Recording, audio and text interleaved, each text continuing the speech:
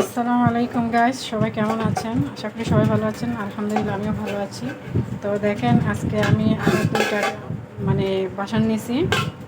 তো বড় ডেক নিছি। তো আমার সংসারে তো বড় ডেক নাই, সব ছোটো ছোটো। তো আসলে অনেক সময় অনেক প্রোগ্রাম অনুষ্ঠান হয়, যার কারণে বড় ডেক বড় হাঁড়ি দরকার পড়ে। তো মানুষের ঘর থেকে নিয়ে আসতে হয়। তো আজকে মনে মনে ভাবছিলাম, যেহেতু মেয়ের বার্থডে, তো 2 কেজি চালের বিরিয়ানি রান্না করব, সেই জন্য ভাবছিলাম ভাবির ঘর থেকে নিয়ে আসবো। আর আবার মনে মনে এটা ভাবছি, যদি আজকে বাসনওয়ালা আসে তাহলে আমি বাসনওয়ালার কাছে ডেক নিয়ে নেবো। আমার কাছে যেহেতু কিছু টাকা আছে, তাহলে আমি নিয়ে নেব। তো যেভাবে ভাবছি মনে মনে সেভাবেই আজকে বাসনওয়ালা আসছে। আর আসার পরে আমি এই যে বাসনগুলো নিচ্ছি, দেখেন এখানে 2 কেজি চাল লাগবে।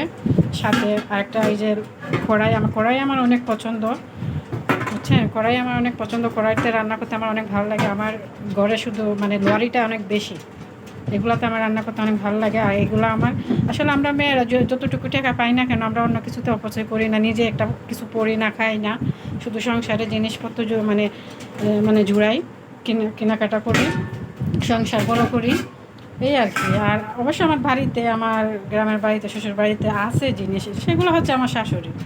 আমার জিনিস কি, আমার জীবনে আমি কি করলাম, আমার জীবনে, আমার সাংসারিক জীবনে আমি কী জুড়াইছি, সেটা হচ্ছে বড় কথা।